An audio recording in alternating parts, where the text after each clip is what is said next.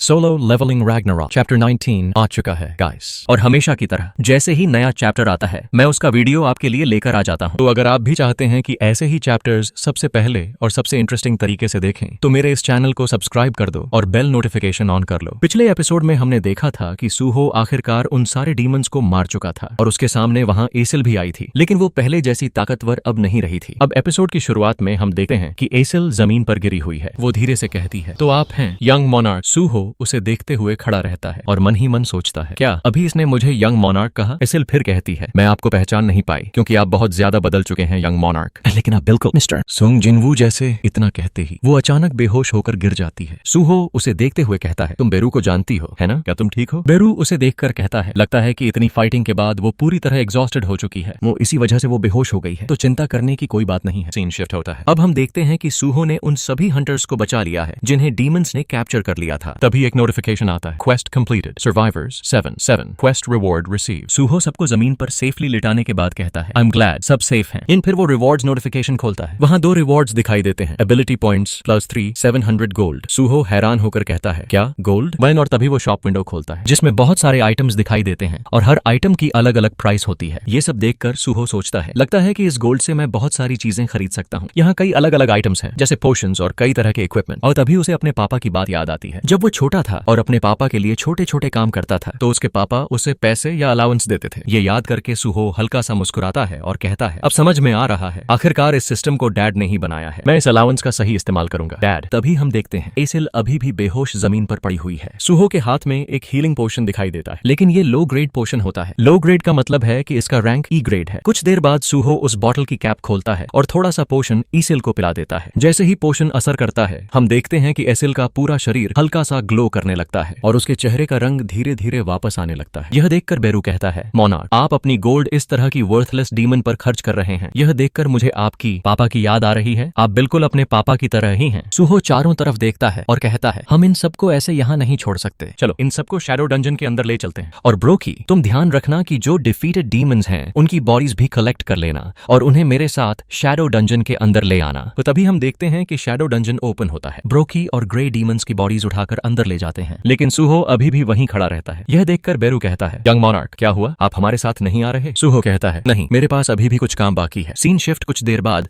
हम उसे उन्हीं मिस्ट बर्न के पास देखते हैं जिन्हें जलाया जा रहा था। वो लोग दर्द से चीख रहे होते हैं। सूहो यह सब देखकर सोचता है, मिस्ट बर्न, जब मैंने इन्हें पहली बार देखा था तभी लगा था कि इनका इस तरह जलना बहुत पेनफुल होगा। आई एम सो सॉरी, मैं बस तुम लोगों की मदद इतनी ही कर सकता हूँ। ये तभी हम देखते हैं कि सूहो अपने हाथ में मौजूद हथियार को चार्ज करता है और फिर अपने नए स्किल का इस्तेमाल करता है, स्टॉर्म स्लैश। जैसे ही वो अटैक करता है उसकी स्लैश की आवाज चारों तरफ गूंजने लगती है। Scene shift outside dungeon. Scene shift होता है। डंजन के बाहर हम एक हंटर को देखते हैं जो सील्ड स्टेशन में आ चुका होता है। वो किसी की बात याद करता है जिसमें कहा गया था कि उस डंजन के अंदर कई तरह के लिजर्ड बीस्ट्स की बॉडीज मिली थी और मिस्ट बर्न भी वहां डिस्कवर किए गए थे। लेकिन हंटर्स की बॉडीज की हालत देखकर ऐसा बिल्कुल नहीं लग रहा था कि ये सब उन्हीं बीस्ट्स का काम हो सकता है। और जब हम अंदर और आगे गए तो हमें एक बेसमेंट भी मिला, लेकिन वो बेसमेंट पूरी तरह से तबाह किया गया था। ऐसा लग रहा था जैसे उसे ब्लेड से काट काट कर डिस्ट्रॉय किया गया हो। यह सब याद करते ही वो हंटर कहता है, क्या ऐसा हो सकता है कि इस सब के पीछे कोई और भी हो? तभी उसके पीछे किम डोकिन दिखाई देता है। वो उसे देखते हुए कहता है, एक्सक्यूज मी मिस्टर किम डोकिन, तुम ही हो ना जिन्होंने हमें यह इन्फॉर्मेशन दी थी? लेकिन रिकॉर्ड्स में तो बताया गया था कि एक्सपेडिशन टीम में तुम्हारे साथ सुंग सूहो नाम का कोई था, क्या तुम उसे जानते हो? और किम डोकिन जवाब देता है, ओह वो मेरा जूनियर कॉलीग है, वो भी मेरे साथ ही आया था मदद करने के लिए। केली वो हंटर पूछता है, अच्छा तो अभी वो कहाँ है? सुनकर डोकिन थोड़ा सोचता है और फिर कहता है, हम दोनों डंजन से साथ में भागे थे, उसके बाद मैंने उसे एक सेफ जगह पर छोड़ दिया ताकि उसे कोई तकलीफ न हो, और फिर मैं इन्फॉर्मेशन देने यहाँ आ गया। मुझे पता है ये बहुत एम्बैरेसिंग है, लेकिन एक ई रैंक हंटर होने के नाते मैं और मेरे दोस्त हम दोनों और कुछ नहीं कर सकते थे। हम बस वहां से भाग सकते थे और आप लोगों के पास आकर सपोर्ट मांग सकते थे। यह सुनकर वह बंदा उसकी तरफ देखता है और उसके पास आकर उसके कंधे पर हाथ रखता है, फिर कहता है, ओह तुमने बहुत अच्छा काम किया है। हंटर एसोसिएशन का जो मैनुअल है तुमने उसे सही तरीके से फॉलो किया है और एक ई रैंक हंटर होने के बाद यही सबसे बेस्ट डिसीजन होता है। और इतना कहकर वह आगे बढ़ने लगता है और कहता है, ठीक है अब सब लोग ध्यान से सर्च करो, देखो कहीं और कोई क्लू मिलता है या नहीं। उधर किम डोकिन मन ही मन सोचता है, अच्छा ही हुआ, मुझे लगता है कि यह सब कुछ सुंग सूहो का ही कमाल है। मुझे अभी तक नहीं पता कि इसके पीछे असली रीजन क्या है, वो अपना रैंक क्यों छुपा रहा है, लेकिन मुझे उस पर पूरा विश्वास है। अगर वो कुछ छुपा रहा है तो वो किसी बुरे काम के लिए नहीं होगा। मुझे तब तक इंतजार करना होगा जब तक सूहो खुद डिसाइड नहीं करता मुझे सब कुछ बताने का। Scene shift shadow dungeon. Scene shift होता है। अब हम शैडो डंजन के अंदर देखते हैं कि एसिल अब जाग चुकी है। बेरू और सूहो ने मिलकर उसे सब कुछ बता दिया था। एसिल कहती है, ओह अब समझ में आया, संग जिनवू सर पृथ्वी को इन्वेजन से बचाने के लिए आउटर स्पेस में गए हैं। यह सुनते ही बेरू थोड़ा गुस्से में कहता है, मोनार्क ने मुझे यहाँ भेजा था ताकि मैं सुंग सुहो के ऊपर लगा सील तोड़ सकूं, लेकिन यहाँ आकर मैंने देखा कि वो सील पहले ही टूट चुका था क्योंकि यंग मोनार्क पहले से ही इतना स्मार्ट है। तभी सुहो कहता है, तुम्हारा नाम ईसिल है ना? क्या हम पहले कभी मिले हैं? ईसिल हल्का सा मुस्कुराती है और कहती है, हाँ, जब ट्यूटोरियल चल रहा था तब हम मिले थे। शायद आपको याद नहीं है, लेकिन आपने कहा था कि आप मुझे याद रखेंगे। वह यह सुनकर सुहो याद करने की कोशिश करता है। वह सोचता है, पता नहीं क्यों मेरी पुरानी मेमोरीज बहुत हेजी हैं, लेकिन तभी धीरे धीरे उसे याद आने लगता है और वह कहता है, ओह, तो तुम वही लड़की हो जिसने मुझे देखते ही इमीडिएट सरेंडर कर दिया था। यह सुनकर बेरू और ज्यादा गुस्सा हो जाता है। वह कहता है, क्या सच में? क्या शैडो मोनार्क ने तुम्हें ऐसा करने के लिए कहा था? वह तो सिर्फ एक टेस्ट था, है ना? यह सुनकर एसिल चुप हो जाती है। वह लगभग रोने ही वाली होती है। बेरू फिर पूछता है, बाय द वे, तुम्हारी पावर इतनी कम क्यों हो गई है? डीमन रेल्म में क्या हुआ? और यह सुनते ही एसिल थोड़ा उदास हो जाती है। फिर कहती है, अगर मैं आप दोनों को एक्सप्लेन करूं तो बेहतर रहेगा। और यंग मोनार्क, आपने बेरू से सुना ही होगा, संग जिनवू ने डीमन रेल्म को पूरी तरह अनाइलेट कर दिया था और उसकी सारी पावर हम डीमन नोबल्स के अंदर बांट दी गई थी, यानी रेडियर क्लैन को। इसी वजह से डीमन रेल्म में रेडियर क्लैन की हायरार्की चलती थी। लेकिन उनके जाने के बाद हम सब सुंग जिनवू का इंतजार करते रहे। ऐसे ही कई डेकेड्स गुजर गए। हम शांति से रहते थे, लेकिन एक बार भी मिस्टर सुंग जिनवू ने हमें नहीं बुलाया। फिर रिसेंटली, लगभग हाफ ईयर पहले, एक नई प्रॉब्लम सामने आई। एक ऐसी चीज जो मैजिक और पावर को एनहांस कर सकती थी। उसका नाम था स्टारडस्ट। स्टारडस्ट धीरे धीरे सारे डीमंस के बीच फैलने लगी। यह सुनते ही सुहो बहुत हैरान हो जाता है। वह कहता है, क्या स्टारडस्ट? जब मैं उन डीमंस से लड़ रहा था, मुझे याद है वो लोग भी स्टारडस्ट के बारे में बात कर रहे थे। एसिल अपनी बात जारी रखती है और कहती है, स्टारडस्ट जो पावरफुल डीमंस थे उन पर इसका उतना असर नहीं पड़ता, लेकिन जो कमजोर डीमंस थे उन्हें यह बहुत ज्यादा पावरफुल बना देता है और इसके बदले उन्हें कुछ देना भी नहीं पड़ता। संग जिनवू की एब्सेंस की वजह से डीमन रेल्म में जो भी डीमंस पहले कमजोर थे अब ताकतवर होने लगे और धीरे धीरे वे सब यूनाइट होने लगे। उनका पर्पस सिर्फ एक ही था, डीमन कैसल को रिबेल करना। और फिर वे सब मिलकर रेडियर क्लैन के अगेंस्ट खड़े हो गए, जो पहले सुंग जिनवू के प्रोटेक्शन में था। शुरुआत में यह सिर्फ एक छोटा सा रिबेलियन था, लेकिन धीरे धीरे यह एक फुल ब्लोन वॉर में बदल गया, डीमन रेल्म वॉर। हम रेडियर क्लैन वाले उस डीमन कैसल को बचाने के लिए फाइट करते रहे जिसे सुंग जिनवू ने भरोसा करके हमें सौंपा था। लेकिन फिर वो वक्त भी आया जब हम सब हार गए। जो भी डीमंस उस वॉर में शामिल थे वे सिर्फ यहीं नहीं रुके, अब वे हमारे खून को, हमारी नोबल फैमिली के ब्लड को पीने लगे ताकि उनकी पावर और ज्यादा बढ़ सके। और इसी तरह मेरे पापा और मेरी पूरी फैमिली ने खुद को सैक्रिफाइस कर दिया। मैंने भी अपना बहुत सारा ब्लड खो दिया है, जिसकी वजह से अब मैं बहुत कमजोर हो चुकी हूँ। एसिल की आवाज कांपने लगती है। ये बहुत पैथेटिक है ना? सब मर चुके हैं, सिर्फ मैं ही हूँ जो सर्वाइव कर पाई हूँ। अब जब हम डीमन रेल्म हार चुके हैं, जिसे मिस्टर सुंग जिनवू ने हम पर भरोसा करके दिया था, अब वो क्या कहेंगे? तभी एक आवाज आती है, तुम बहुत कुछ से गुजर चुकी हो, है ना? एसिल चौंक जाती है और सामने देखती है। सुंग सुहो यह बात कह रहा होता है। सुहो कहता है, मैं हमेशा सोचता हूँ कि डैड ऐसे सिचुएशन में कैसे रिएक्ट करते होंगे। भले ही मेरे डैड यहाँ नहीं है, लेकिन तुम और तुम्हारे साथियों ने उनके लिए फाइट की है और मेरे लिए यही काफी है। इसलिए मुझे पूरा विश्वास है कि अगर वे यहाँ होते तो वो भी तुमसे यही कहते। मैं भी तुम्हारा बहुत बहुत ग्रेटफुल हूँ और इसी वजह से अब मैं तुम्हारी मदद करूंगा। सुहो अपना हाथ आगे बढ़ाते हुए कहता है, चलो अब हम साथ मिलकर काम करते हैं और रेडियर क्लैन को फिर से रिस्टोर करते हैं। यह सुनकर एसिल समझ ही नहीं पाती कि क्या कहे। वह बस इमेजिन करती है रेडियर क्लैन का नया हीरो जो अब सुंग सुहो है। यह सोचते ही उसकी आंखों से आंसू गिरने लगते हैं। तभी सुहो के सामने एक और सिस्टम नोटिस दिखाई देता है, the last survivor of the pure blood demon noble Esil Radir. क्या आप उसे अपने कंपेनियन के रूप में एक्सेप्ट करना चाहेंगे? एसिल हल्की मुस्कान के साथ कहती है, हाँ, मैं रेडियर क्लैन से ही बिलोंग करती हूँ। और इसी के साथ अब एसिल भी सुंग सुहो के साथ जुड़ चुकी है। अब दोनों मिलकर आगे आने वाली लड़ाइयों में साथ फाइट करने वाले हैं। आगे क्या होने वाला है? क्या सुहो और एसिल मिलकर रेडियर क्लैन को वापस खड़ा कर पाएंगे? अगर आप जानना चाहते हो तो वीडियो को जल्दी से लाइक कर दो ताकि मुझे भी पता चले कि आपको यह सीरीज पसंद आ रही है। और हाँ, देखते रहो, स्टे ट्यून्ड।